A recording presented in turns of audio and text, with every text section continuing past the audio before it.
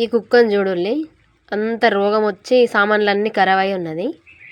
ఎప్పుడైనా గుర్తుపెట్టుకోల్లి, అన్ని సామాన్లు అన్నీ కరెక్ట్గా ఉన్నప్పుడే నీకంటూ ప్రత్యేకమైన ఫాలోయింగ్ ఉంటుంది.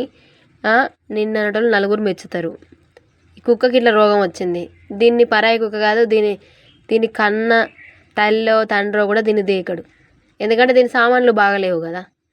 అట్లాంటిది నీకు వయసు ఉన్నప్పుడు నువ్వు ఎంజాయ్. ఎవరో అంటే వాళ్ళెవరో తిడుతుళ్ళని నువ్వెందుకు ఎంజాయ్ చేయకుంటుంటావు? ఆ తిట్టేదానికి వయసు లేదు, తిట్టేదానికి సోకు లేదు. దానివల్ల మనమేమో అంటే మనం చెడ్డోళ్ళం కాదు కదా. ఈ కుక్కలాగా నువ్వు కూడా అవుతావే, ఆల్రెడీ అయినావు కూడా, అది గుర్తుపెట్టుకో.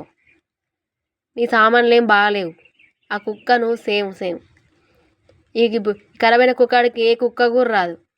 మంచి కుక్కలన్నీ ఒక దిక్కు పోతే ఈ కుక్కను దీనికి శాతన కాదు, ఇది చెత్త కుప్పలనే ఉంటుంది ఈ కుక్క ఎప్పుడైనా కూడా. నేను రోజు చూస్తానే కదా, దీనికి తిందామన్నా కూడా తిండి దొరకదు, దొంగదాన. ఈ అంతవరకు మంది సొమ్ము ఎంతగానో తిన్నదో, అందుకే దీనికి ఇట్లా పాపాలు కొట్టుకొచ్చినాయి. బాగా అర్థమైంది అనుకుంటా. ఈ వీడియో నీకోసమే, చూసుకోవే.